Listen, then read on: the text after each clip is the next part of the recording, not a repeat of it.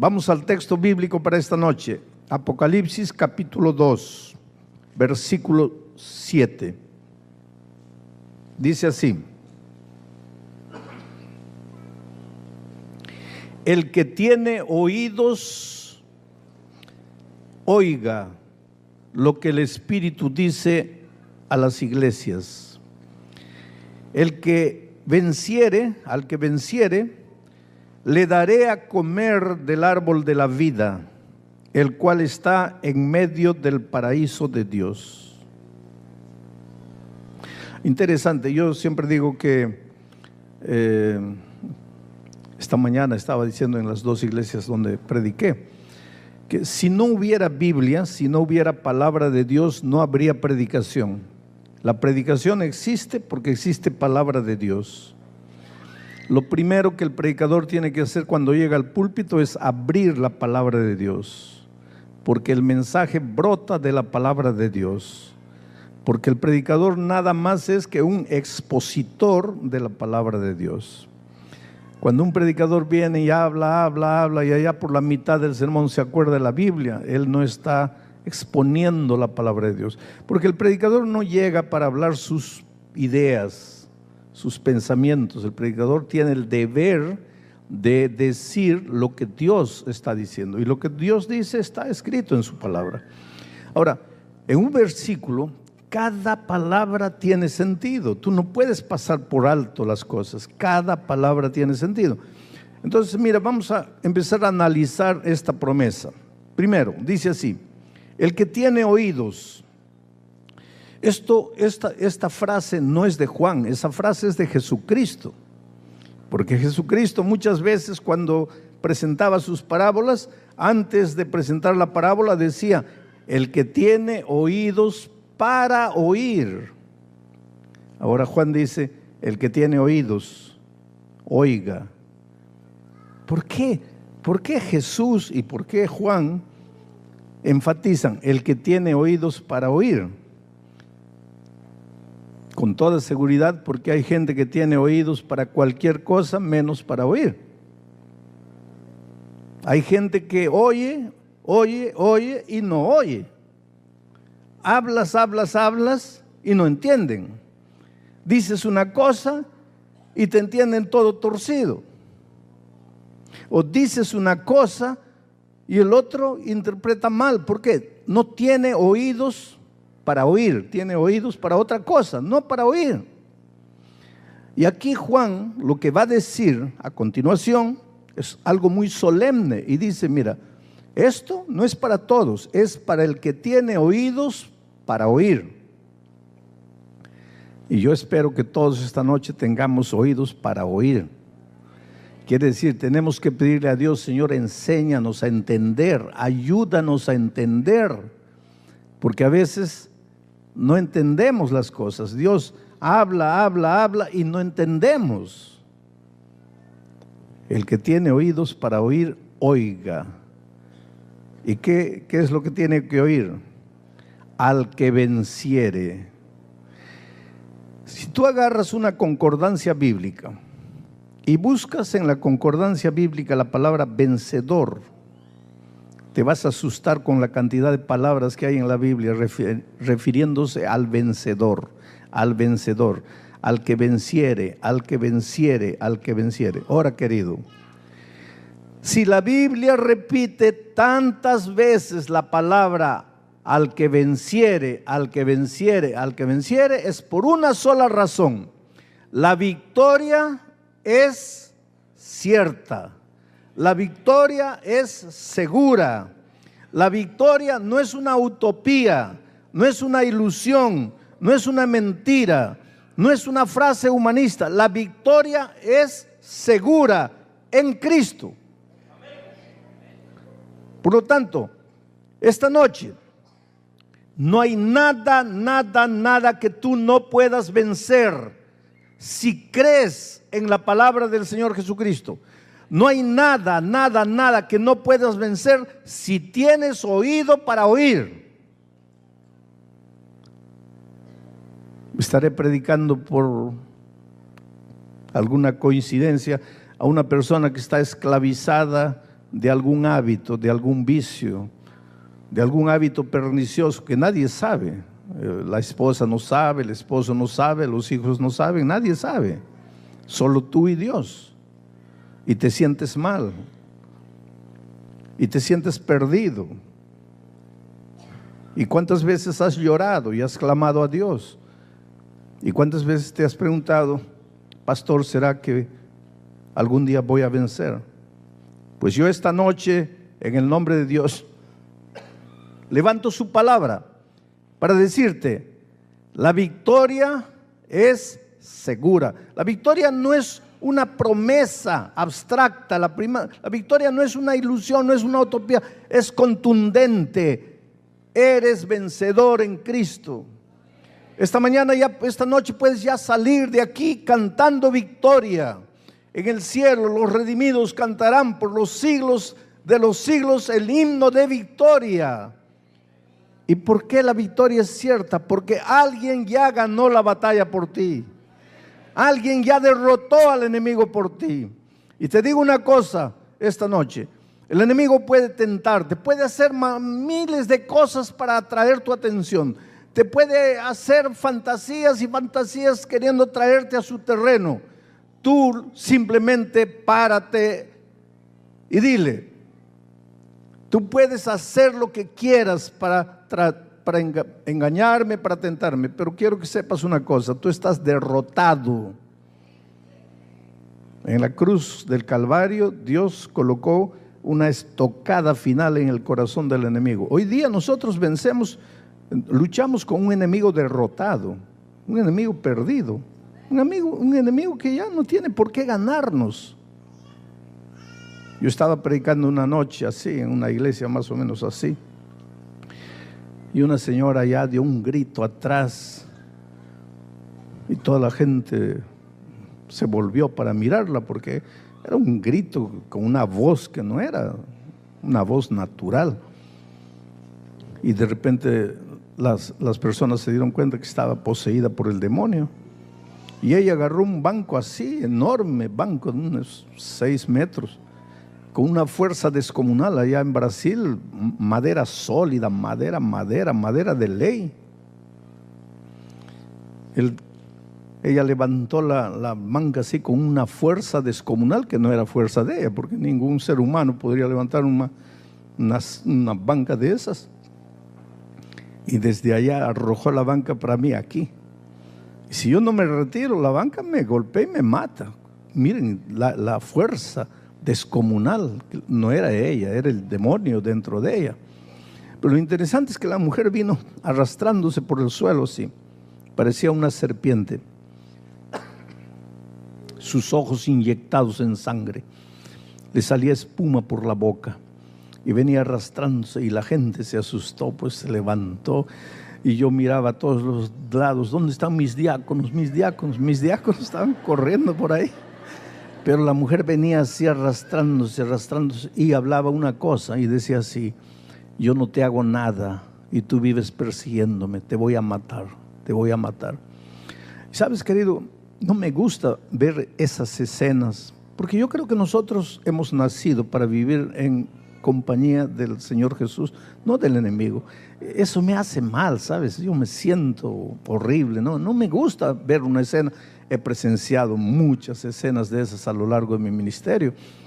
Y cuando vi que esa mujer avanzaba, pues yo cerré los ojos y dije, Dios mío, ahora, en este momento, es el momento en que vas a manifestar tu poder.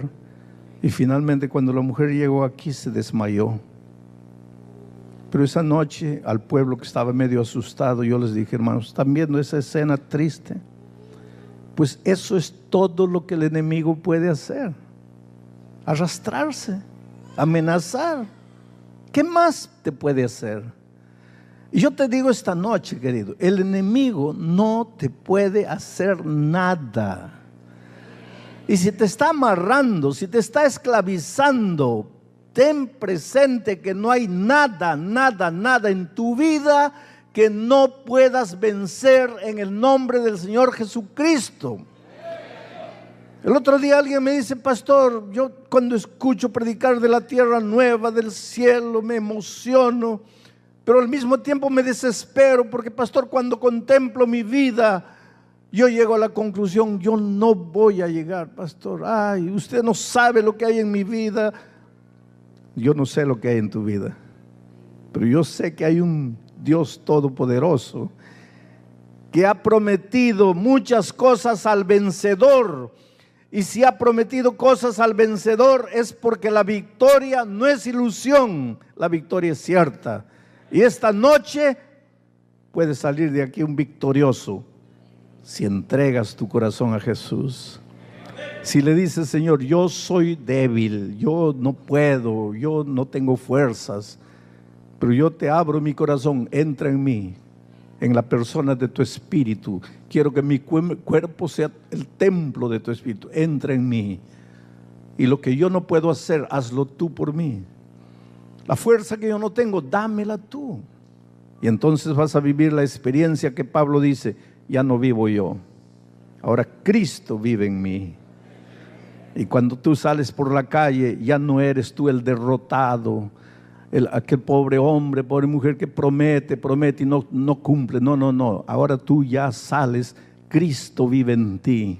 Y Cristo no conoce derrota. Cristo es todopoderoso, vencedor de los siglos por los siglos. Ahora tú tienes que reclamar la victoria para ti en Cristo. Pero todo se resume a esa expresión, en Cristo. Estoy escribiendo la devoción matutina para el 2018 y el título de la lección va a ser En Cristo. Es incontable, son incontables los versículos de la Biblia que en Cristo, en Jesús, en Él, en Cristo. Todo el secreto está en Cristo. Mi pregunta es, ¿tú quieres la victoria?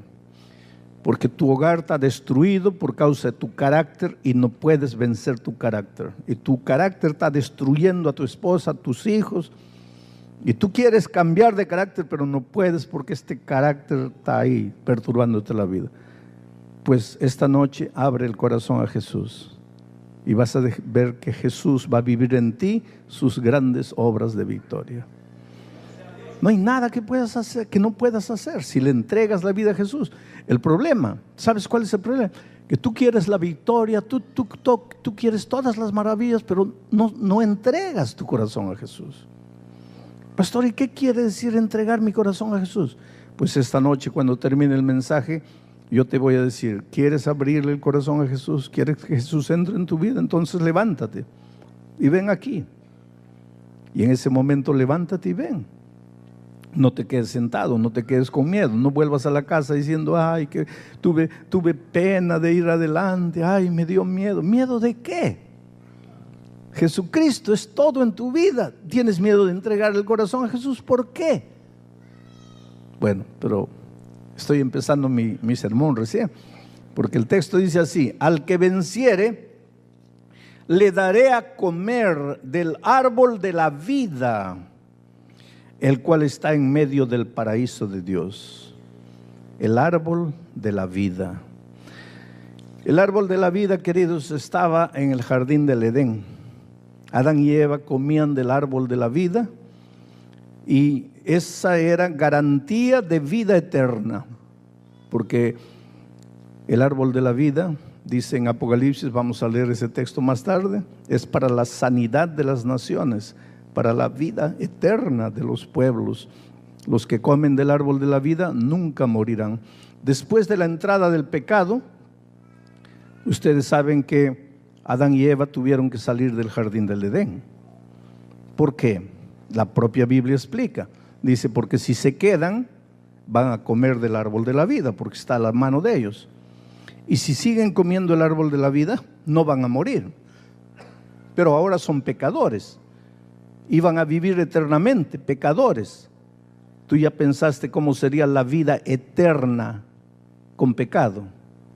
Tendrías que estar siempre despidiendo a tus seres queridos, siempre con cáncer, siempre con violencia, con injusticia, porque todo eso es consecuencia del pecado. Lo que nos anima hoy es saber que toda esta miseria del mundo va a acabar, que Cristo está volviendo y va a colocar un punto final al dolor, a la muerte, a la enfermedad, a la traición, al sufrimiento, a la desesperación. Jesús va a colocar un punto final en todo. Eso nos anima. Pero si el hombre hubiera tenido acceso después del pecado al árbol de la vida, no moriría y viviría eternamente sufriendo, eternamente vacío, eternamente desesperado. Eso no sería vida. Por eso Dios dijo no, para que no echen mano del árbol de la vida y sigan viviendo, van a salir del jardín del Edén. Porque te digo, después de la salida, después de la entrada del pecado, la muerte se ha transformado en una bendición para el ser humano. Por eso dice la palabra de Dios: bienaventurados los que de aquí para adelante mueren en Cristo Jesús. Morir no es problema. Morir en Cristo Jesús no es problema. Ahora, morir sin Cristo Jesús, eso es terrible. Por eso, entrégate a Jesús, acepta a Jesús. El otro día alguien dice: pastor, pero es que yo no fui adelante porque pastor, yo no quiero cambiar de religión. ¿Pero de qué religión te estoy hablando? Yo te estoy hablando de tu vida, yo te estoy hablando de tu hogar, de tu familia, de tus sueños. Y cuando te digo entrégate al Señor Jesucristo, te estoy diciendo entrégate a la vida, no te estoy diciendo cambia de religión. No tengas miedo de entregarte al Señor Jesucristo, de darle tu corazón a Él. Pero ahora vamos a entender algunas cosas más. Mira, para eso vamos a leer Apocalipsis, donde encontramos de nuevo al árbol de la vida en el capítulo 22, cuando ya Jesús ha vuelto a la tierra, o está volviendo, ya después de todo, acabó el pecado y todo. El capítulo 22, versículo 1 dice: después me mostró un río limpio. Ya estamos en la tierra nueva. Después me mostró un río limpio de agua de vida. Ahora, date cuenta una cosa: el árbol de vida, el árbol de la vida, el que come sus hojas no muere.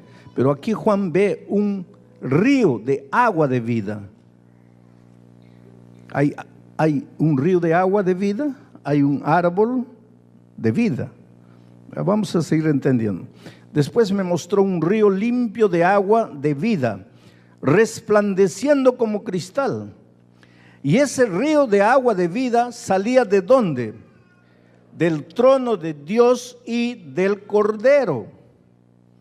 El río de agua de vida salía del trono de Dios y del Cordero. De ahí salía el río de agua de vida. ¿Y qué es lo que alimenta al árbol de la vida? El río del agua de la vida alimenta al árbol de la vida. El árbol de la vida no es árbol de la vida porque sus hojas son mágicas. No tiene ningún poder el árbol en sí.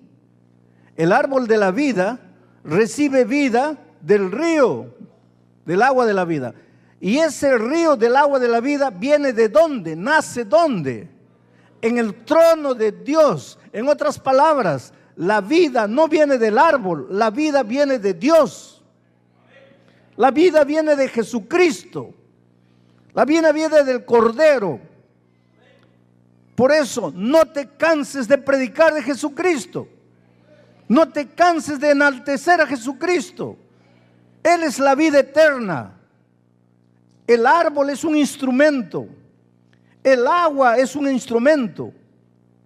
Pero de donde viene la vida es del Cordero. No dijo Él: yo soy el camino, la verdad y la vida. Entonces, acepta a Jesucristo.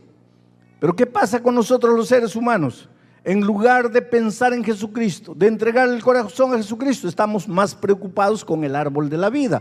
Cuando el árbol de la vida es un instrumento. Porque el árbol de la vida recibe la vida del agua de la vida.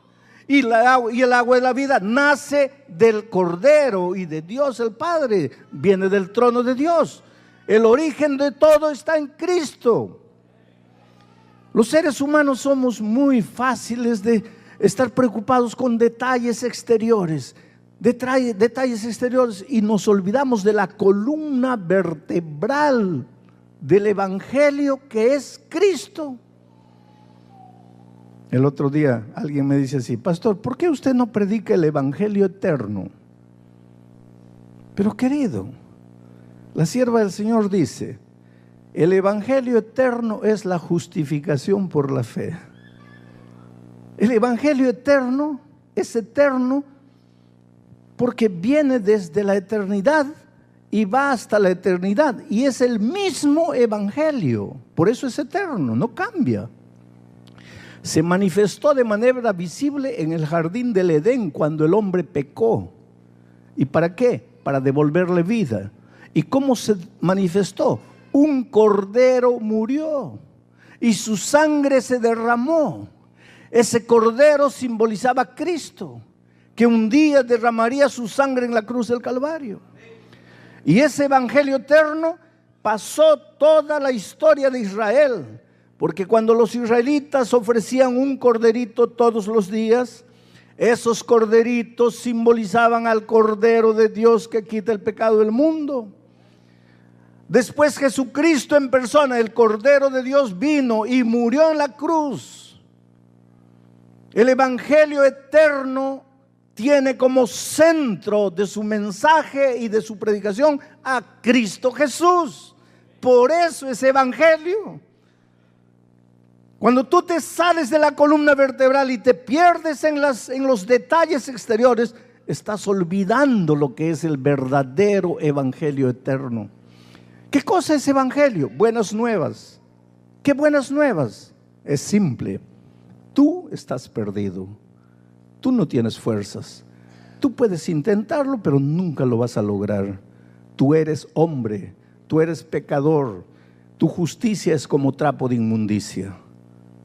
Pero pastor, esa no es una buena noticia. Claro que no. Pero el evangelio no se queda ahí. El evangelio viene y te dice: tú no puedes, pero Dios sí puede. Entonces, tercera noticia: ya que tú no puedes y Dios sí puede, entonces entrégate a Jesús. Ven a Jesús, ríndete a Jesús. Y yo te digo una cosa esta noche, querido: si tu hogar está destruido, si cuando llega la noche tú no puedes dormir, te revuelcas en la cama y te sientes perdido, si tienes problemas con tus hijos porque tus hijos han crecido y se han metido a las drogas, a la delincuencia, y tú no sabes qué hacer como padre, como madre para ayudarlos, si estás sin empleo, estás sin documentos, si estás atollado en deudas y para remate te enfermas y no tienes seguro de salud y los remedios son caros y no tienes dinero y ves a tu hijo sufriendo, enfermo y no sabes cómo ayudarlo, yo tengo una buena noticia: ven a Jesús, entrégale tu vida a Jesús. Pastor, ¿ahí va a cambiar todo? Tal vez sí, tal vez no, pero con toda seguridad va a cambiar tu corazón. Ya no vas a vivir desesperado pensando se acabó la vida. No, no, la esperanza va a nacer en tu corazón, y con esa esperanza vas a ser capaz de enfrentar las luchas de la vida y vas a vencer. Por eso Apocalipsis dice: al que venciere. Porque vencedores son los que confiaron en Cristo. Vencedores son los que se entregaron a Jesús. Vencedores son los que se rindieron a Jesucristo. El árbol de la vida no es un árbol, es un instrumento. El verdadero árbol de la vida, la verdadera vida, viene de Jesús, del trono de Dios. Y cuando aquí en la promesa del Apocalipsis es: al que venciere le daré a comer del árbol de la vida, en realidad la promesa es la siguiente: al que venciere le voy a dar el privilegio de andar conmigo para siempre a mi lado. Por eso Juan en mismo Apocalipsis ve que en el cielo ve al Cordero de Dios y todos los redimidos siguiendo al Cordero. Y dice que los siguen de día y de noche. ¿Por qué los siguen en el cielo de día y de noche? Porque en la tierra aprendieron a seguirlo de día y de noche. Si no aprendes a seguirlo en la tierra de día y de noche, ¿cómo lo vas a seguir en el cielo de día y de noche? Pero para seguirlo, primero tienes que rendirte, primero tienes que entregarte, primero tienes que decirle: Señor, yo creo en ti, yo te necesito en mi vida. Señor, enséñame. Ahora viene una pregunta: pero pastor, si Jesús está en el cielo, ¿cómo es que yo me entrego a Él? ¿Cómo es que yo vivo con Él? Porque Él está en el cielo. ¿Tengo que hacerlo solo en mi mente? No en tu mente. La vida cristiana no es vivir cosas en la mente, es experiencia práctica. Pero ¿cómo puedo entonces conocer quién es Jesús? ¿Cómo puedo saber quién es Jesús? ¿Cómo puedo cultivar el compañerismo con Él? Pues el propio Señor Jesucristo, hablando de su palabra, dijo así: escudriñad las Escrituras. ¿Por qué? Porque a vosotros os parece que en ellas tenéis, ¿qué cosa? ¿Qué cosa? La vida eterna. ¿Y para qué comerás de las hojas del árbol de la vida en el cielo? Para tener vida eterna. ¿Y de dónde viene esa vida eterna? No de la hoja, ni del agua, del trono, del propio Cristo. ¿Quieres tener un encuentro con Cristo? Entonces, en esta tierra, ¿qué es lo que tienes que hacer? Escudriñar las Escrituras. Porque a vosotros os parece que en ellas tenéis la vida eterna, y ellas son las que dan testimonio ¿de quién? De Cristo. Todo es simple en la vida cristiana. Toma la palabra de Dios, estúdiala. Vuelvo a repetir, yo encuentro gente que me dice: sí, pero pastor, es que yo no quiero estudiar la Biblia porque no quiero cambiar de religión. No tienes que cambiar de religión. La Biblia no es para cambiar de religión. Ah, no, pastor, no. Es para cambiar de vida, cambiar de vida. Y cuando cambias de vida, lógicamente que hay muchas cosas que cambian en tu vida, hasta la religión puede cambiar. Pero tu propósito no es el cambio de religión, es el cambio de vida. Yo encuentro gente desesperada, gente que quiere suicidarse, gente que no sabe qué hacer, gente perdida, gente destruida. Un día encontré en el Brasil una persona que había intentado suicidio. Mira, pobrecito. Pensaba que la vida no tenía sentido, que la vida había acabado para él, que Dios se había olvidado, que nada le daba resultado en la vida. Se arrojó del 7º piso. Era para morir. Y el pobre no muere. Se queda parapléjico para el resto de la vida. Es decir, ahora él desesperado dice: ahora ni matarme más puedo, porque ya no puede moverse. Es decir, ni el intento de morir le resultó, nada le resultaba a él. Y ahora tiene que depender de los otros, no puede moverse. Y en esas circunstancias le llega la palabra de Dios. Y en esas circunstancias acepta al Señor Jesucristo como su Salvador. Un hombre orgulloso, un hombre incrédulo, un hombre que nunca quiso escuchar la palabra de Dios, ahora en el dolor, en la incapacidad, no le resta otro camino sino entregarle el corazón al Señor Jesús. ¿Y qué pasó cuando entregó el corazón a Jesús? ¿Salió andando como un niño? No, continúa parapléjico. Pero ahora su corazón está lleno de esperanza. Y ahora abre la boca para testificar del amor de Jesús. Ahora le dice a los incrédulos: ¿estás esperando llegar al estado en que yo estoy para entregarte a Jesús? Y con su testimonio trae decenas y decenas y decenas de personas para Cristo. Porque encuentra gente con 2 brazos, con 2 piernas, que no quieren vivir, que quieren morir, que están desesperados. Y él le dice así: mira, Tú tienes brazos, tienes piernas, puedes andar. Yo no puedo andar, pero mira mis ojos. Mira las ganas de vivir que tengo. Mira lo que Dios hizo en mi vida. Pero tú tienes todo, ¿y por qué te quejas? Te falta Jesús, entrégate a Jesús. Y las personas se entregan a Jesús. Oh querido, yo te digo una cosa, tú eres precioso a los ojos de Dios. Dios tiene un plan tan bonito para tu vida. El otro día, una chica me dice, no tenía más de 22 años, pastor, no diga eso. No diga que Dios tiene un plan para mi vida. Porque cuando yo tenía 3 años de edad, mis padres murieron en un trágico accidente. Entonces mi abuela me crió. Cuando yo tenía 9 años de edad, mi abuela murió y me quedé sola en la vida. Una vecina de mi abuela agarró la casa de mi abuela y en compensación me crió. Pero cuando yo tenía 12 años de edad, una noche, el esposo de esa vecina entró a mi cuarto y me violó. Y tuve que huir. 12 años de edad. ¿A dónde iba a ir? ¿Qué iba a hacer en la vida? Me violaron otra vez en la calle. Me volvieron a violar. Me violaron un montón de veces.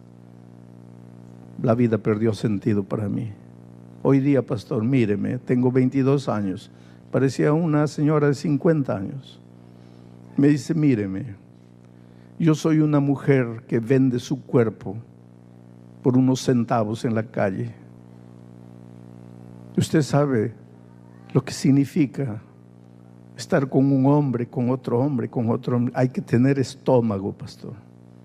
Y para eso aprendí a beber, porque es la única manera de anestesiarme para poder hacer lo que hago. Aprendí a usar drogas. Míreme, pastor, yo tengo 22 años. Esto es lo que resta de mí. Usted viene esta noche y me dice, Dios tiene un plan lindo para tu vida. ¿Qué plan tiene Dios para mí? Querido, yo no sé, sabes que a veces la vida es injusta. No Dios, la vida es injusta. Las circunstancias de este mundo de pecado son injustos. Tal vez tu caso no sea como el caso de esta muchacha, pero la vida te ha golpeado.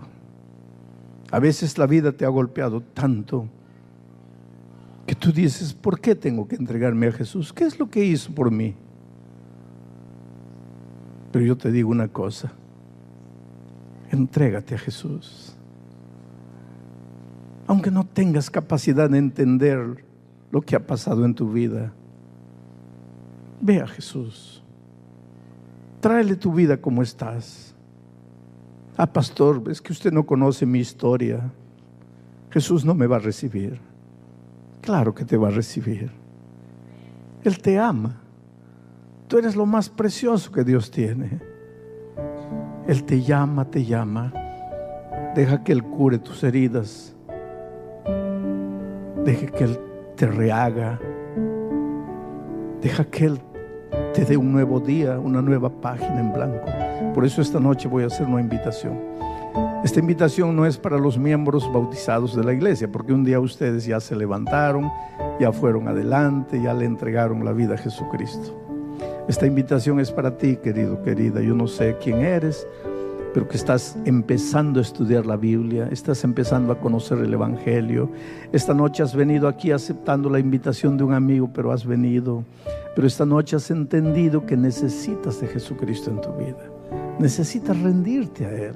Necesitas abrirle tu corazón. Necesitas seguir escudriñando las Escrituras, porque de ahí viene la vida eterna. Y quieres decirle, Señor, te entrego mi corazón. ¿Sabes? Si quieres hacer eso, voy a pedir que tú te levantes y vengas aquí adelante. Aquí adelante, llenes todo este espacio, porque quiero esta noche hacer una oración especial para que Dios, la mano poderosa de Dios, toque tu vida.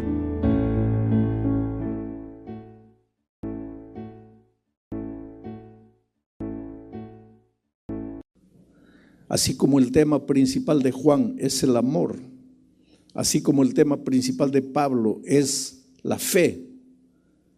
Para Pedro el tema apasionante de toda su epístola es la esperanza. Solo que la esperanza para Pedro no es lo que nosotros a veces entendemos por esperanza. ¿Qué es esperanza para nosotros? Por ejemplo, le prometes comprar una bicicleta a tu hijo en Navidad y ahí el chiquito pues se queda con esperanza, ¿no? ¿Qué esperanza qué? De la bicicleta. Espera la bicicleta, espera la bicicleta. ¿Y qué tal si faltando un mes para Navidad tú pierdes el empleo y se enferma tu esposa y gastas todo el dinero que tenías ahorrando ahí para la bicicleta con la enfermedad? Llega Navidad y no tienes para comprar y no puedes cumplir la promesa que has hecho. Quiere decir, para nosotros los seres humanos, esperanza es como que un deseo de ojalá que suceda. Quiera Dios que suceda. Pero para Pedro esperanza no es eso. En la Biblia la esperanza no es el deseo de que suceda. En la Biblia esperanza es la certidumbre de que va a suceder. ¿Pero por qué? Ahora vamos a ver por qué. Y mediante el cual, está hablando de Jesucristo, porque en el versículo 20, que fue nuestro tema ayer, se hablaba del cordero que había sido sacrificado, pero que ya estaba todo planeado desde antes de la fundación del mundo. Y ahora comienza el texto, y mediante el cual, está hablando de ese cordero, o sea, del Señor Jesucristo. Mediante el Señor Jesucristo creéis en Dios. ¿Por qué dice mediante Jesucristo creéis en Dios? Vamos a seguir leyendo. Y mediante el cual creéis en Dios, quien le resucitó de los muertos y le ha dado gloria, para que vuestra fe y esperanza sean en Dios. Esperanza, recuérdate que esperanza para Pedro no es el deseo de que algo bueno suceda, es la certidumbre de lo que va a suceder. Por ejemplo, cuando decimos nosotros, yo tengo la esperanza de que Cristo vuelva, no es que yo quisiera que Cristo vuelva, no, yo tengo la seguridad que va a volver. Esa es la esperanza cristiana, seguridad. Y cuando la palabra de Dios te dice, hijo, debes tener esperanza, está diciéndote, no te está diciendo, hijo, debes querer que pase, no, te está diciendo, debes tener la seguridad de que va a pasar. Y ahora aquí en este versículo, Pedro te da la razón y habla de la resurrección de Cristo, quien le resucitó de los muertos. O sea, la resurrección de Cristo es la más grande prueba del amor de Dios, del poder de Dios. Porque un muerto está muerto, un muerto no resucita, pero Cristo resucitó. Y si Cristo resucitó, no hay nada que Dios te haya prometido que no se puede cumplir. Y tu esperanza tiene que estar alimentada en la prueba contundente de que Cristo resucitó. Entonces tu esperanza no es vana. Tu esperanza no está basada en la palabra de un ser humano. Tu esperanza está basada en una prueba concreta del poder de Dios, que es la resurrección de Cristo. Ahora vamos a leer el versículo para que entiendas mejor. Y mediante el cual, Jesucristo, creéis en Dios. ¿Por qué crees en Dios ahora mediante Jesucristo? Porque Jesucristo murió y resucitó. Y la muerte y la resurrección de Cristo te hace creer en lo que Dios te promete. Cree en Dios porque Cristo resucitó. Mediante el cual creéis en Dios, quien le resucitó de los muertos y le ha dado gloria, para que vuestra fe y esperanza sean en Dios. Vuestra fe y esperanza tienen que ser edificadas y construidas ¿en quién? En Dios. Y Dios nunca te va a fallar. Nunca te va a fallar. Su promesa es segura por ti. ¿Cuánta gente está herida fuera de la iglesia? Porque alguien no lo trató bien en la iglesia. Ahora, y la guardan de verdad. La guardan de guardar. La guardan en la biblioteca, la guardan en el cajón y después dicen, no pasa nada. ¿Qué va a pasar? Pues está guardada. Sí, pero ahí dice guardar. No, pues ese guardar, ahí viene el problema del idioma. El idioma. Porque para nosotros en español guardar es guardar en algún lugar, pero en el idioma en que fue escrito la Biblia, en los idiomas, en ambos idiomas, el hebreo y el griego, el guardar, aquí tenemos en el Nuevo Testamento, el obedecer a la palabra, el guardar la palabra, es más en el sentido de estudiar la palabra, de escudriñar la palabra. Y la palabra tiene un poder purificador extraordinario. Ahora te voy a dar un consejo, mira. El otro día una viejita me decía, pero pastor, yo leo la Biblia, no entiendo nada, pastor. Sigue leyendo. Pero ¿para qué si no entiendo nada? Sigue leyendo. Y te voy a contar una historia. Una viejita iba a la iglesia, era la única adventista en su casa. Los hijos no eran adventistas, los nietos, unos burlones de primera, se burlaban de la pobre viejita. Pero la llevaban todos los días, los sábados a la iglesia, la dejaban en la iglesia, a mediodía la recogían, venían a la casa para el almuerzo. Y los nietos burlones, especialmente uno de ellos, lo primero que le preguntaba, y abuela, ¿qué aprendiste? ¿Puedes contarnos algo de lo que has escuchado? Y la viejita no se acordaba de nada. Porque hay gente que estudia la palabra y 10 minutos después no se acuerda de nada. Hay gente que escucha un sermón y 10 minutos después no se acuerda de nada. Entonces la viejita le decía, pues hijito, no me acuerdo. Y el nieto burlón le decía, ¿y entonces para qué vas, abuela? Pierdes tiempo yendo. Y siempre, todos los sábados, a ver, abuela, cuenta qué has aprendido. No me acuerdo. ¿Y para qué vas, abuela? Nos das trabajo llevándote, trayendo y no aprendes nada. Y un día la viejita, iluminada por el Espíritu de Dios, claro, porque la palabra de Dios dice que cuando un burlón viene a burlarse de tu fe, el Espíritu colocará palabras en tu boca. Y el otro día yo estaba en una entrevista de televisión y la entrevistadora, medio atea, medio comunista, me hace una pregunta y no sé de dónde Dios me dio la respuesta. Y fue interesante que ella se quedó sin palabras, mirando para aquí, mirando para allá, y todos se dieron cuenta. Cortaron inmediatamente el momento que estábamos entrevistando, porque Dios coloca palabras. Y a esta viejita Dios le colocó la palabra. Y ellos, uno de los trabajos que hacían era que fabricaban carbón. Entonces tenían canastas con las que cargaban el carbón, canastas llenas de hollín. Y la viejita le dijo, mira hijito, hazme un favor. ¿Qué cosa, abuela? Anda al riacho ahí abajito a unos 50 metros y tráeme agua en esta canasta. Y el nieto la miró, traer agua en una canasta. Pero el papá lo miró al muchacho y le dijo, ya ve. Y todos pensaban que la viejita ya se estaba volviendo, ya estaba con Alzheimer. Ya. Primero, va a la iglesia, vuelve, no se acuerda de nada. Ahora le pide al nieto que le traiga agua en una canasta. Pues él está loquita ya no sabe lo que pide. Pero el muchacho fue, llenó la canasta de agua y cuando volvió, pues ya llegó sin agua, porque en una canasta todo el agua se cayó en el camino. Llegó, ahí está. Hijito, pero no hay agua. Sí, pues abuela, pero es una canasta, ¿cómo va a traer agua? No, entonces ve otra vez. Y el papá lo miró, el muchacho se fue. Volvió, canasta vacía. La tercera vez la viejita le dice, una vez más, hijo. ¿Pero para qué, abuela? No tiene sentido. Por favor, hijo. Y el papá lo miró, el muchacho fue y trajo. Y volvió con la canasta vacía. Y entonces la viejita le dice, una cuarta vez. Ahí el muchacho dice, no, ya no te obedezco. 3 veces he ido, 3 veces he vuelto y 3 veces la canasta llega vacía. Y la viejita le dice, sí, hijo. 3 veces has ido, 3 veces has vuelto, la canasta llega vacía. Pero mira la canasta.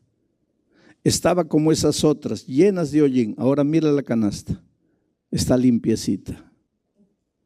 No ha traído nada de agua, pero está limpia. Yo soy como la canasta. Yo voy a la iglesia, escucho, pero no me acuerdo nada. Pero por lo menos la palabra de Dios me purifica. Ahora, yo quiero darte un consejo. Cuando tú lees la Biblia y no la entiendes, porque muchos de ustedes están mirando este texto y dicen, pero ¿cómo que el pastor Bullón saca tanto mensaje de ahí? Yo ya he leído y no le encuentro nada. No te preocupes, tú sigue leyendo. ¿Pero para qué? Si no entiendo, sigue leyendo. Recuérdate de la canasta. No traes nada, no guardas nada, no entiendes nada, pero por lo menos te está purificando. Porque la palabra tiene poder purificador. Pero hay una cosa. No trates de leer un capítulo entero. Lee 2, 3 versículos. Y entonces piensa así, ¿qué es lo que Dios me quiere decir aquí? A ver, ¿qué es lo que Dios me quiere decir? ¿Ah? No leas 2, 3, 4 capítulos solo por leer. Trata de entender qué es lo que Dios... Lee el versículo, trata de aplicar cómo este versículo responde a tu problema, al problema que estás viviendo en este momento. Porque tal vez el mismo versículo le dice una cosa a ella, le dice otra cosa a él, le dice otra cosa a él, de acuerdo al momento que están viviendo cada uno. Pero trata de masticar la palabra. ¿Sabes por qué? Porque la palabra es el pan que nosotros tenemos, el pan de Dios, el pan espiritual. Tenemos que alimentarnos. Si queremos tener salud espiritual, tenemos que alimentarnos de la palabra. Pero hay que saber alimentarse. Porque los médicos, por ejemplo, hablando de la comida, dicen que nosotros tenemos que masticar 34 veces cada bocado de comida que llevamos a la boca, ¿no? Colocas la comida, 34 masticadas. 1, 2, 3. Yo no sé quién de ustedes mastica 34 veces cada bocado de comida. Yo por lo menos no tengo tanta paciencia así. Pero ¿por qué hay que masticar tanto? Esto es interesante. Porque tiene saliva. Sí, pastor, ¿y para qué crees que tiene saliva? A ver, ¿para qué crees que Dios te ha dado saliva? ¿Para escupir a tu hermano? No. Dios te ha dado saliva y esa saliva tiene un propósito. Tiene varios propósitos, pero uno de los propósitos es que cuando tú vas masticando la comida, la saliva se va mezclando con la comida. Y cuando baja el bolo alimenticio a tu estómago, la comida mezclada con saliva, eso te ayuda en el proceso digestivo. Quiere decir, los que mastican bien tienen un sistema digestivo bien organizado. Y eso significa buena salud. Igualito es con la palabra de Dios. Hay algunos que dicen así, me he propuesto leer la Biblia 5 veces este año. Ay, no entienden nada solo por leer. No, querido, ¿cuál es el mérito de decir he leído la Biblia 5 veces? Lo mejor es, ¿has entendido la palabra? Entonces, coloca un bocado, un versículo y mastica. ¿Qué te estoy diciendo? Lee un versículo y haz lo que estoy haciendo. Medita, piensa, ¿qué te está diciendo a Dios aquí? Porque tú hablas con Dios a través de la oración, pero Dios habla contigo a través de su palabra. Entonces tienes que tratar de encontrar la respuesta para Dios aquí, de Dios para ti aquí. Si estás sin empleo y mañana tal vez vas a tener que presentarte para una entrevista, lee la palabra, lee un versículo y trata de ver qué es lo que Dios te está diciendo en ese versículo para la aplicación de mañana. Si un muchacho se te declaró y tú no sabes si aceptarlo o no aceptarlo, y lee la palabra y deja que Dios te hable al corazón. Quiere decir, déjate guiar por la palabra. En mi corazón he guardado tus dichos para no pecar contra ti. Ahí está la palabra. Ahora vamos al texto de nuevo. y mediante el cual, Jesucristo, creéis en Dios. ¿Y por qué creéis en Dios? Por el poder de Jesucristo. ¿Y por qué poder? Porque murió y resucitó. Y si murió y resucitó, no hay más grande prueba de poder que la resurrección. Entonces tu esperanza ya no es el deseo de que algo suceda, es la certidumbre de que va a suceder. Porque quien te está dando eso, el fundamento de tu esperanza, es un Cristo que murió y resucitó. Habiendo tú ahora purificado tu alma, tu corazón, tu mente, por la obediencia, por el escudriñar de la palabra, por el investigar, por el leer la palabra, mediante el Espíritu. Ahora venimos a una parte interesante. Mediante el Espíritu. Ahora el Espíritu va a transformar tu vida. ¿Pero de qué manera? Mediante el Espíritu. ¿Para qué? Para que ya no toques batería. No, ¿para qué? Para que ya no comas carne. No. ¿Para qué? Para que ya no uses anillo. ¿Para qué? Para que ya no celebres Navidad. Hay muchos que les gustaría que dijera eso. Y andan predicando eso que no está escrito en la palabra. Por eso yo quiero predicarles la palabra. No lo que yo creo, no lo que yo imagino. La palabra. ¿Y cuál es la prueba? ¿Qué es lo que el Espíritu va a hacer en tu vida? Dice, mediante el Espíritu, para el amor fraternal. Dice, para el amor fraternal. Les voy a enseñar a leer la palabra. ¿Qué dice? Para el amor fraternal, punto. Entonces, ¿qué dice? Pues porque hay amor fraternal y hay amor fraternal fingido. ¿Cuál es el amor fraternal fingido? Te encuentras con una persona, un hermano que ha venido hace tiempo, no lo veías, y le dices, oh, qué bonito estás. Y cuando sigue caminando le dice al otro, ¿estás viendo cómo estaba gorda, fea? Qué bonito estás. Amor fraternal fingido. Ahora dime, ¿no se ve eso en la iglesia todos los días? Pues la prueba de que has recibido el Espíritu a través de la palabra es que ahora vas a tener un amor fraternal auténtico. La más grande prueba de que esta iglesia es la iglesia del Espíritu debe ser que sea la iglesia del amor. Y que se amen los unos a los otros. Y que se acepten los unos a los otros. Oh, hermanos, yo quisiera que todo el mundo fuera como yo quiero que sea. Pero tengo que reconocer que tengo que aceptar al mundo como cada persona es. Porque Dios tiene un jardín. Dios es un floricultor maravilloso. Hay tulipanes, hay San José, hay rosas, hay claveles, hay gladiolos, hay girasoles. Así es el jardín de Dios. Y es como un huerto también el jardín de Dios. Hay lechugas. ¿En cuánto tiempo la lechuga produce fruto? ¿Cuánto? 3 meses. Yo nunca fui agricultor, ya sé más que ustedes. En 3 meses ya puedes cosechar la lechuga, 3 meses.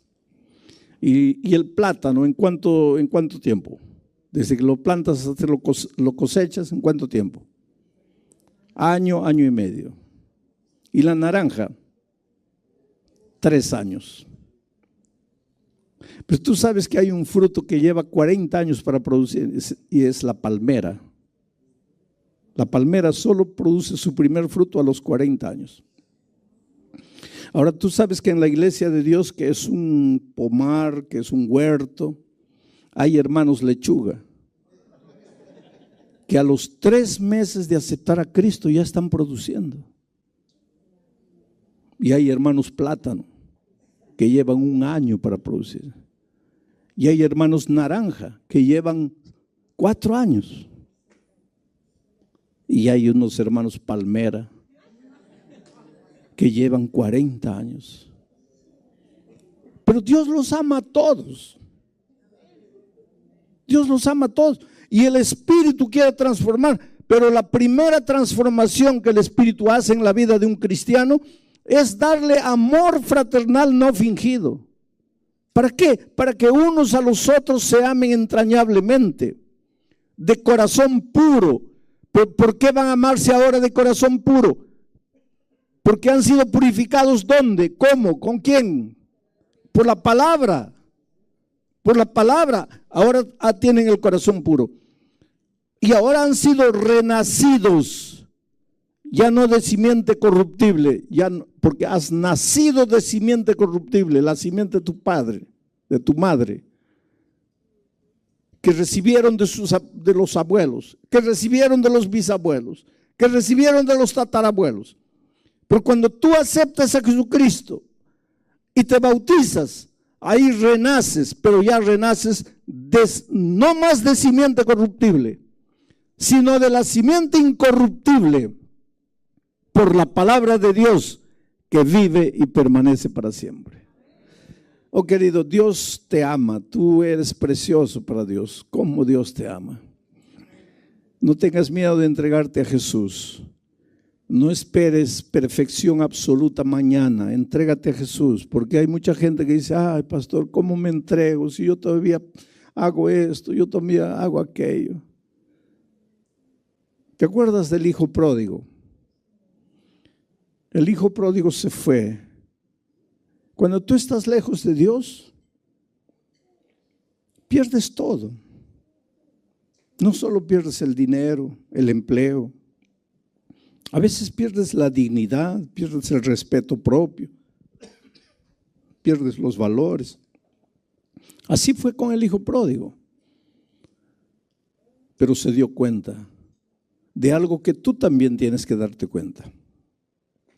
Lejos de mi Padre, nunca voy a ser feliz. Y yo te digo esta noche, lejos de Dios, tú puedes hacer lo que quieras para renacer. Tú puedes hacer lo que quieras para purificar tu mente, purificar tus sentimientos. No vas a poder. Y cuando digo, lejos de Dios, puedes hacer lo que quieras para renacer, no es solo para renacer espiritualmente, para renacer en la vida profesional, para renacer en la vida familiar, para renacer. Tu hogar está destruido, pues necesita un renacimiento. Pero ¿cómo va a renacer si estás lejos de Dios? Tú lejos de Dios puedes intentar lo que quieras, nunca va a suceder nada bueno. Por eso el hijo pródigo dijo, ¿cuántos jornaleros en la casa de mi padre tienen algo que comer? Y yo aquí muriéndome de hambre, luchando. Entonces dijo, me levantaré e iré a mi padre y le diré, Padre, he pecado contra el cielo y contra ti. Ese he pecado quiere decir, me he alejado de ti. Me levantaré e iré y le diré a mi padre. Y ahí, en ese momento, cuando él dijo, me levantaré e iré, ¿sus problemas se resolvieron? ¿Sí o no? Piensa bien. Cuando él dijo, me levantaré e iré, ¿ahí se acabaron sus problemas? No. Entonces, ¿cuándo se acabaron? Cuando se levantó y fue. No cuando dijo, me levantaré e iré. Tú sabes que en la vida cristiana hay muchos, dicen, sí, un día me entregaré, un día me entregaré. No, nada se va a resolver en tu problema, en tu vida. No es cuando un día.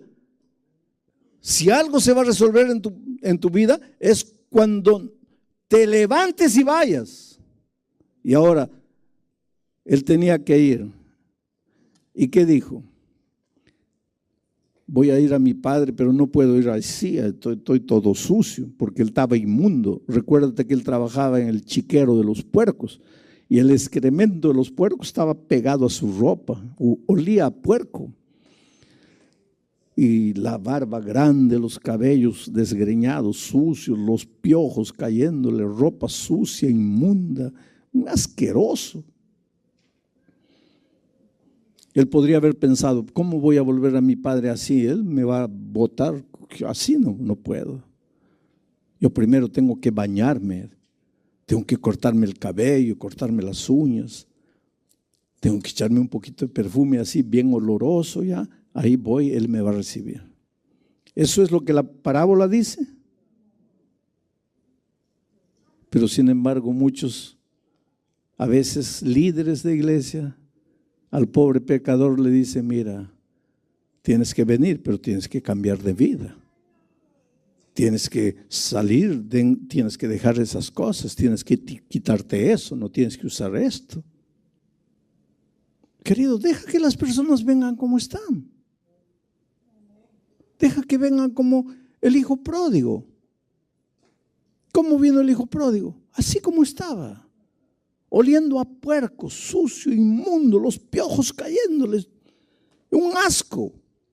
Y la palabra de Dios dice que el padre, desde que él se fue, se quedó en la terraza de la casa mirando al camino por donde se fue, porque tenía en su corazón la seguridad de que un día mi hijo va a volver y yo lo voy a esperar. Y de repente lo vio a la distancia. Y la palabra de Dios dice que él salió corriendo al encuentro de su hijo. Y cuando llegó cerca y sintió ese olor feo de puerco, los piojos y todo, llegó ahí, quiso abrazarlo. ¿Y qué dijo el padre? ¡Ay, qué asco! No lo puedo abrazar así.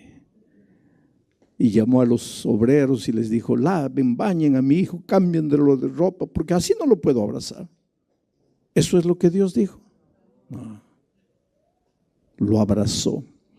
Ahora hay una cosa interesante que ustedes no saben. Vino el padre y lo cubrió con su túnica, lo abrazó. ¿Saben por qué lo abrazó? Porque eso refleja la cultura de aquellos días.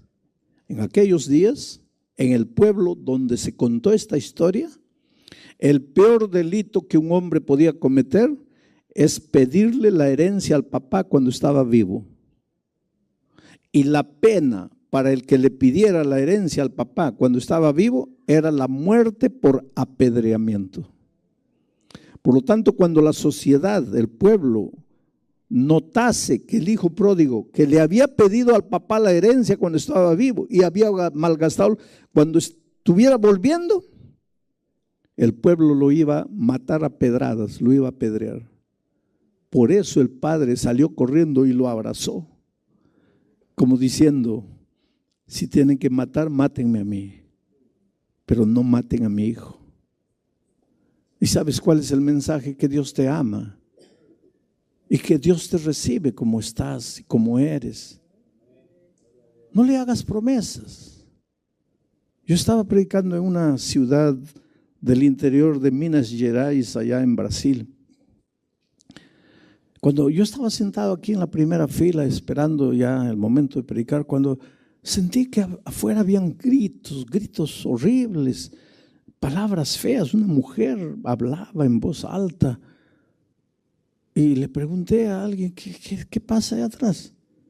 Y me dijeron: no, es que una señora quería entrar y el diácono no la dejó. Y la historia es interesante porque como yo estaba llegando a predicar esa tarde a esa ciudad, los hermanos prepararon unos volantes, unos papeles, ¿no?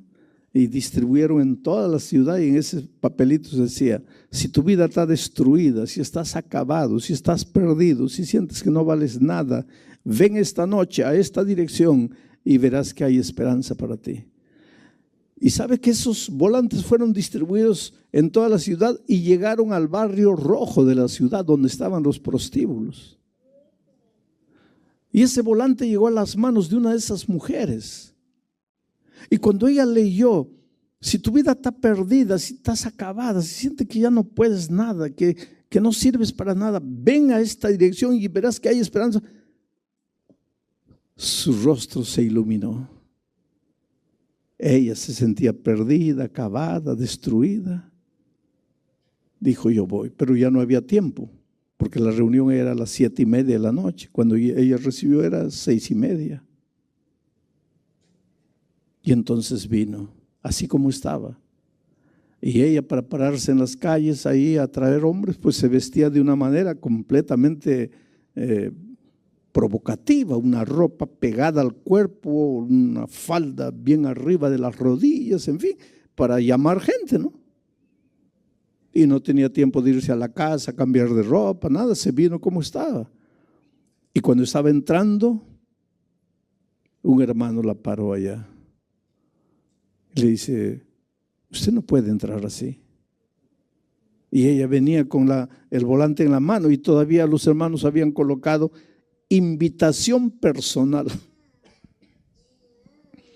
Y ella dice, pero yo he recibido esta invitación personal.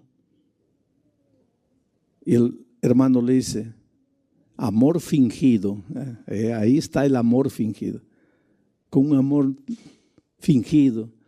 Sí, querida, pero eres bienvenida, pero no vestida de esa manera así. ¿Pero por qué no puedo entrar? Porque todos los hermanos te van a mirar. Pero que yo no tengo tiempo para ir a mi casa. Yo vivo lejos, en la periferia de la ciudad. Yo he recibido esta invitación. Yo soy esta persona. Yo necesito esperanza.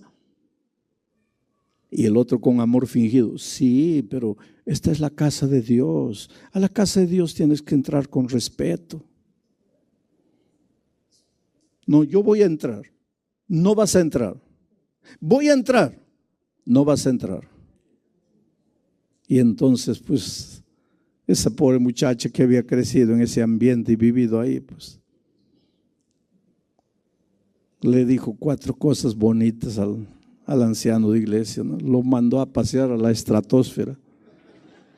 Y eso es lo que yo escuché. Y cuando salí, le dije, ¿dónde está ella? No, ya se está yendo allá. Entonces yo fui corriendo y a mitad de la calle la alcancé. Y cuando llegué cerca de ella estaba yéndose, pero llorando. Le dijo, mire, por favor, vuelve. No, no quiero. Por favor, vuelve. ¿Quién va a predicar esta noche? Soy yo. No quiero. Por favor. Vas a entrar conmigo. Nadie te va a impedir. No, no quiero. Gracias. No quiero. Y se fue. Y esa noche yo me levanté para predicar. Ahí estaban los hermanos todos bien vestiditos, maravillosos, listos para irse al cielo. Porque así somos, querido. Y pensamos que estamos defendiendo a Dios. Oh, estamos vigilando la casa de Dios. Porque a la casa de Dios no se puede entrar de esa manera. Sabes que mi corazón dolía. Yo quería predicar. Porque tal vez Dios me llevó a esa ciudad solo por causa de esa pobre mujer. Y no la dejaron entrar a la casa de Dios.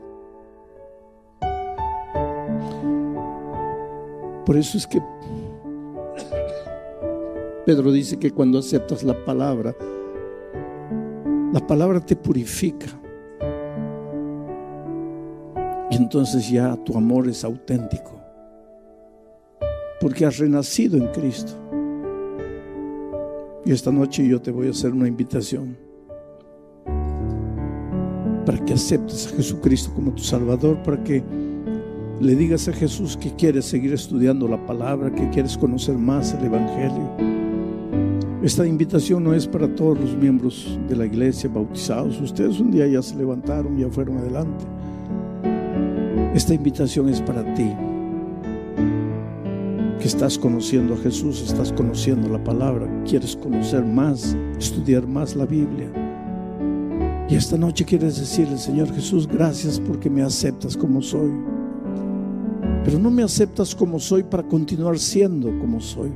Me aceptas, pero para transformarme. Y yo quiero ser transformado, Señor. Hola, mi amigo querido, qué alegría podemos estar nuevamente juntos para estudiar la lección número 10 para el 9 de marzo del año 2024. Si te das cuenta, ya está terminando el trimestre. Y quiero decirte que a partir del próximo trimestre Antes de presentar el comentario, voy a usar unos 4 o 5 minutos para responder una pregunta. Llegan a la página muchas preguntas. Gente que tiene inquietudes en el área familiar, en el área profesional, personal, existencial, en el área de la vida cristiana, luchas, dificultades, y algunos tienen inquietudes teológicas, de doctrina. Bueno, yo no tengo tiempo, no tengo oportunidad de poder responder todas las preguntas, pero quiero separar en cada comentario, a partir del próximo trimestre, unos 4 o 5 minutos para responder una pregunta por semana. Así que si tienes alguna inquietud, envía tu pregunta a la página. Yo voy a seleccionar una, solamente una, la más general, la que puedes beneficiar a la mayoría de las personas. Te agradezco por eso desde ahora. Nuevamente te agradezco por la fe, la confianza que tú tienes de enviar tus pedidos de oración. Muchísimas gracias a los que mandan saludos, siempre me desean una feliz semana.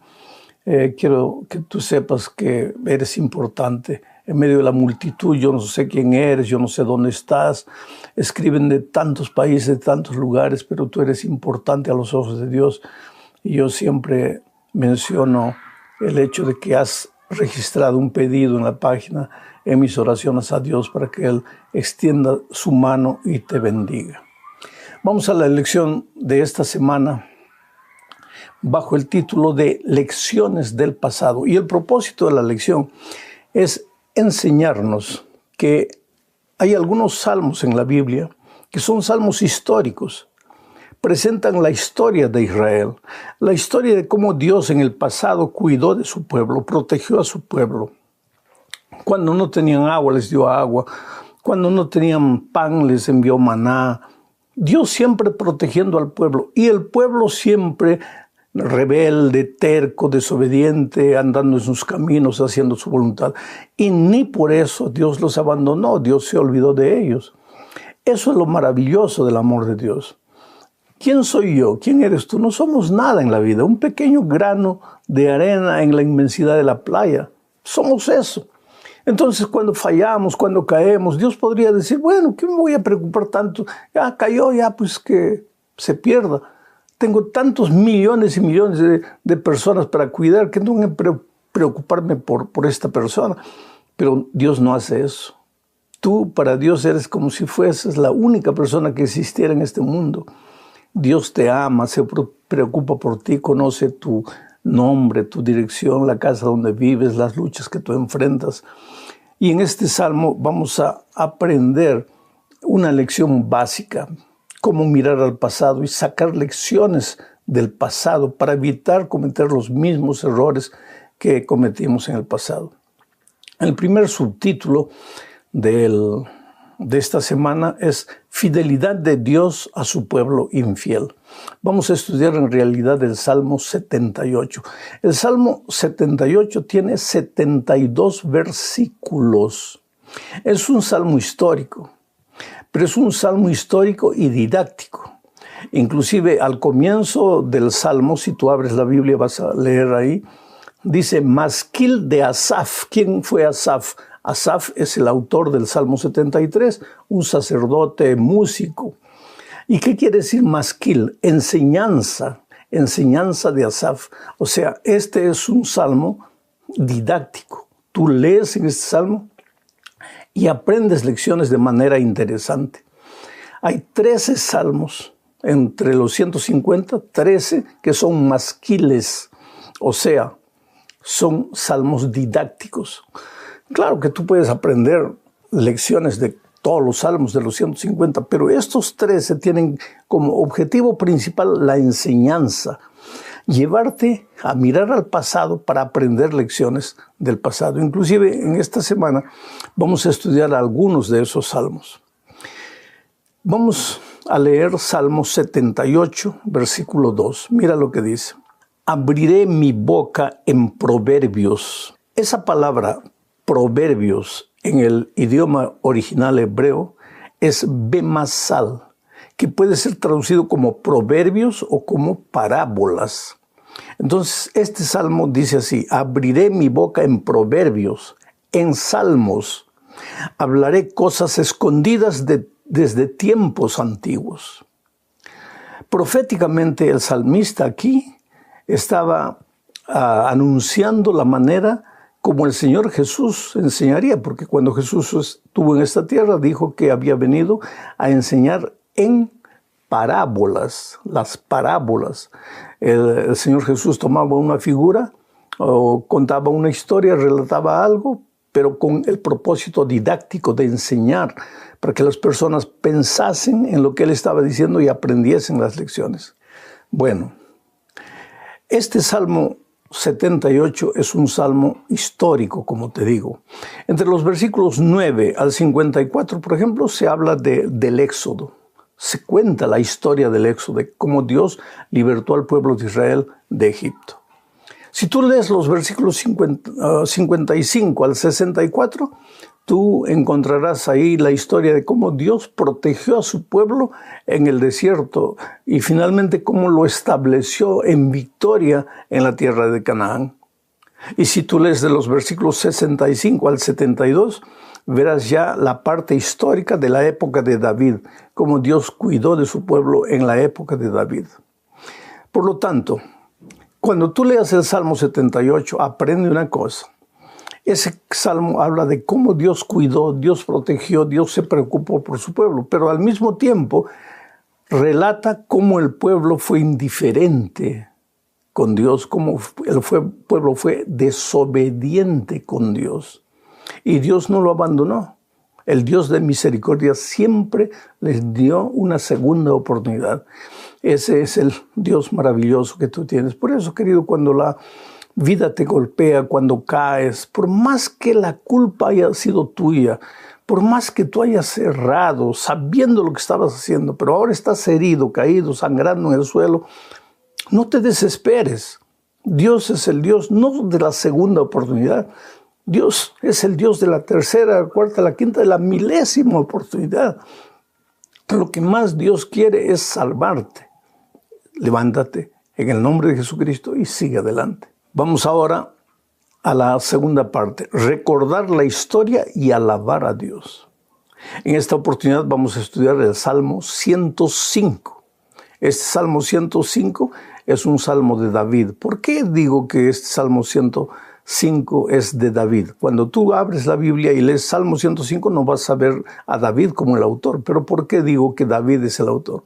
¿Sabes por qué? Porque este salmo usa las mismas palabras que están registradas en el primer libro de las Crónicas, capítulo 16, versículo 8 al 22. Las mismas palabras de Crónicas están aquí en el Salmo 105. Y si tú lees el libro de Crónicas, vas a ver que esas palabras en Crónicas las escribió David cantando por ocasión del traslado del arca que estaba en la casa de Abinadab. Y cuando David fue coronado rey, decidió traer el arca para Jerusalén. Buscó 30,000 soldados, fueron a la casa de Abinadab y mientras llevaban el arca, trasladaban el arca para Jerusalén, iban cantando las palabras de este salmo. Por eso decimos que el autor de este salmo es David. Hay un parecido entre este Salmo 105 y el Salmo 78 que vimos anteriormente. Pero en ambos se cuentan los prodigios de Dios, el amor de Dios, cómo Dios cuida a su pueblo. Solo que en el 78 se menciona la desobediencia, la terquedad, la malcriadez del pueblo de Israel. Ya en el 105 no. Solo se habla del amor protector de Dios.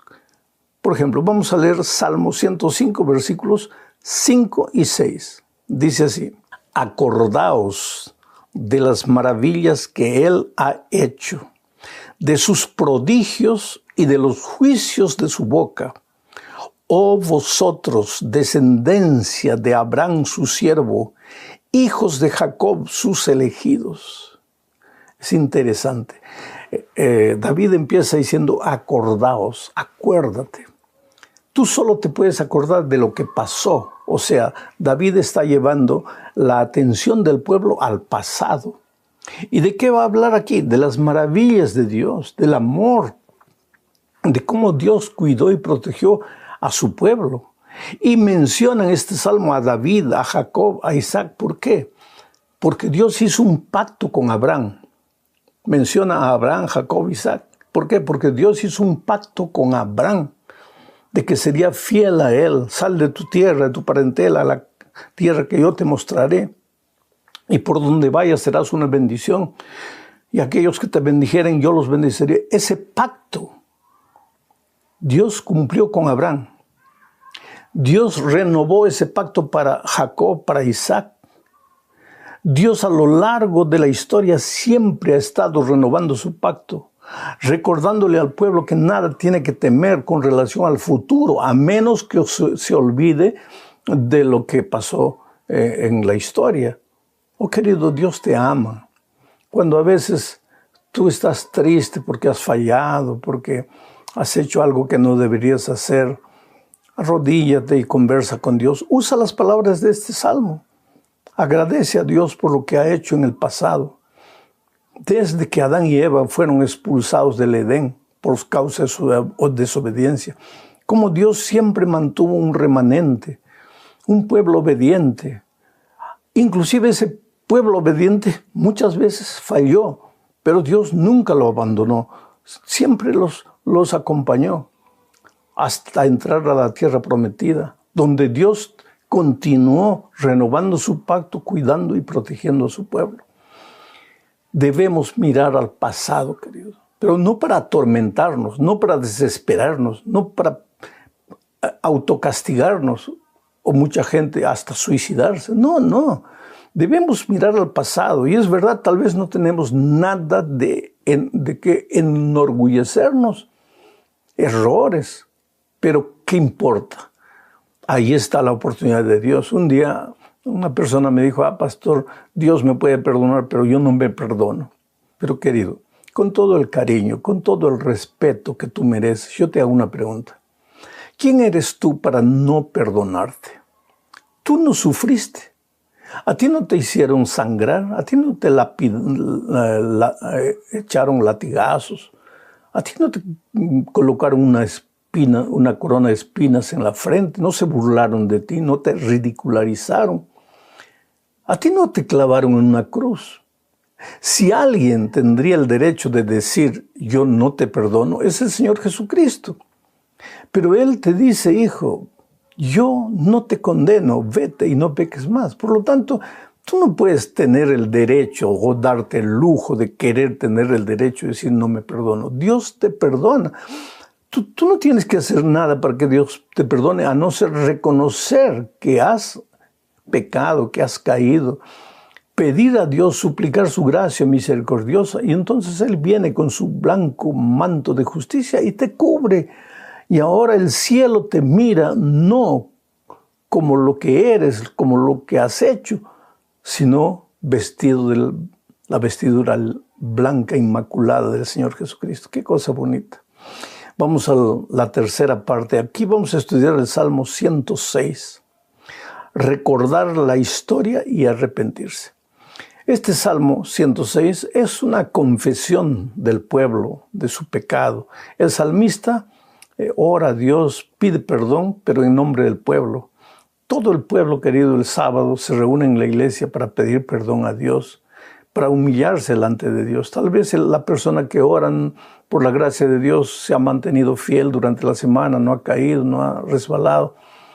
Pero en la multitud, en la iglesia, hay personas que han caído. Entonces, cuando tú vas al frente y dices, Señor, perdónanos nuestros pecados, nuestra desobediencia, nuestra terquedad, si hemos ido a un lugar que no deberíamos haber ido, si hemos hecho algo que no deberíamos haber hecho, no es porque la persona que está orando hizo o no hizo, sino que está orando en nombre del cuerpo, de la iglesia, de los miembros, de los otros miembros que están ahí, muchos de ellos sufriendo porque han sido heridos por los dardos del enemigo.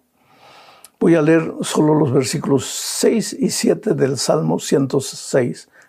Mira lo que dice el salmista. Pecamos nosotros como nuestros padres.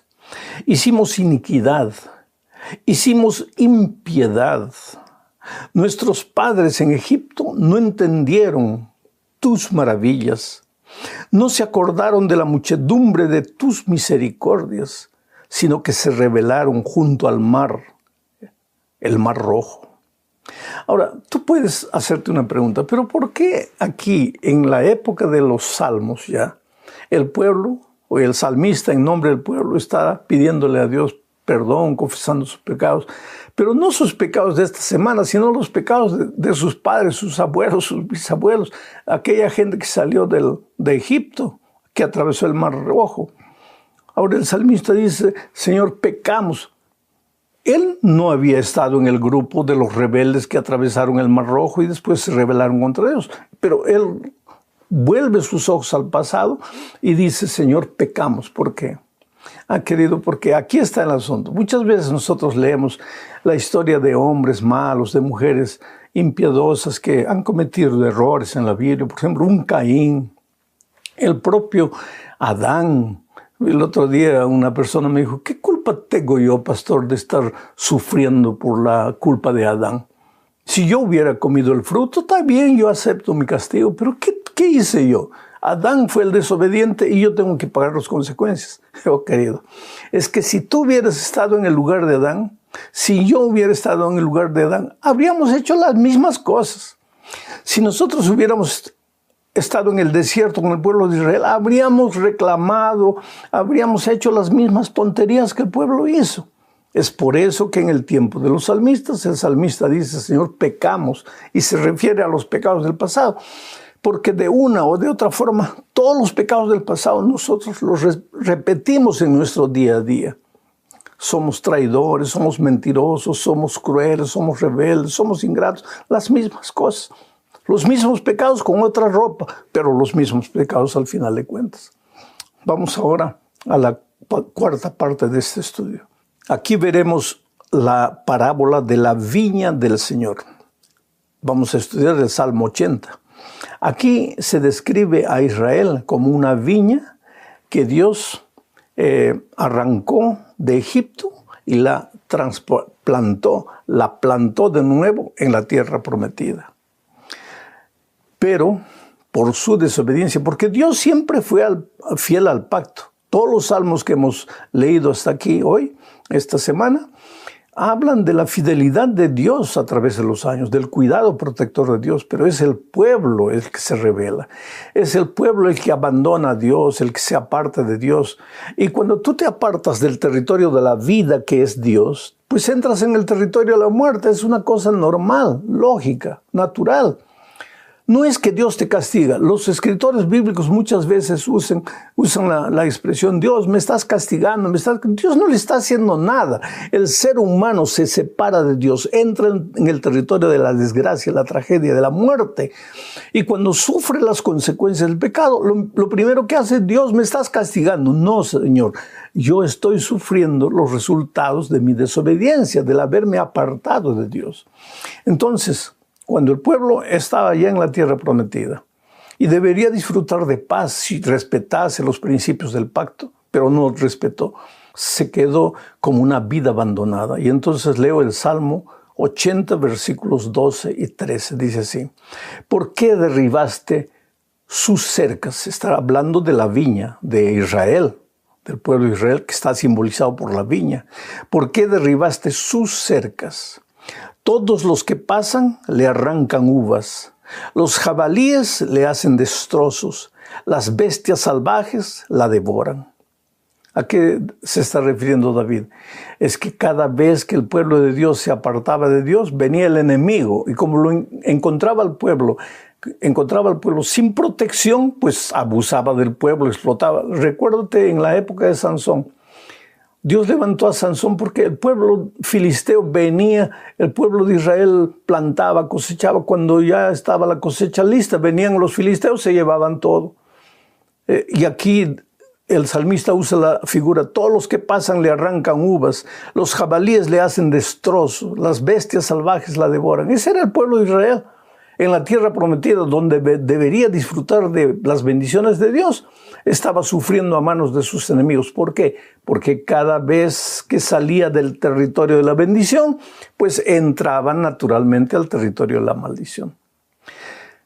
El estudio es largo revisa tu lección, estudia, lee los salmos, medita, reflexiona. Pero vamos a terminar hablando de la supremacía del Señor en la historia. Y aquí vamos a leer unos versículos del Salmo 135. Dios aquí convoca a alabar a su pueblo, a alabar a Dios, al reconocer cómo Dios lo ha protegido en el pasado. Este Salmo 135 es característico. ¿Sabes por qué? Porque usa muchos versículos del Antiguo Testamento, no solo de otros salmos, sino también algunos versículos de, por ejemplo, del libro de Deuteronomio, del libro del profeta Jeremías, 2 versículos del libro de Éxodos. O sea, los escritores bíblicos miraban, eran lectores, estudiosos del Torá que tenían, de los libros bíblicos que tenían, y usaban muchas veces eso para escribir sus salmos. Vamos a leer el Salmo 135, versículos 15 al 18. Dice así: Los dioses de los paganos son de oro y plata, y están hechos por la mano del hombre. Tienen boca, pero no hablan. Tienen ojos, pero no ven. Orejas tienen, pero no oyen. Y en sus labios no hay aliento de vida. Iguales a ellos son quienes los fabrican y todos los que ponen su confianza en ellos. ¿De qué está hablando aquí el Salmo 135? Hola, si Dios te protegió en el pasado, te cuidó, si te tomó de la mano como un niño, si te trajo, si te arrancó de la tierra de pecado de Egipto y te trasplantó para una tierra nueva, para una vida nueva, pues aprende a caminar con Dios. No te apartes de Él. Pero ¿qué pasa? El pueblo de Israel en la tierra prometida se contagia de la filosofía, de la religión de las naciones paganas y empieza a fabricar ídolos de madera que no oyen, que no ven.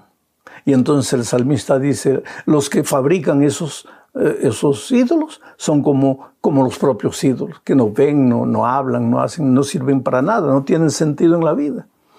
Oh, querido, no te fabriques pequeños dioses. Hoy día muchas veces nos fabricamos dioses a través de filosofías existencialistas, buscando momentos de placer.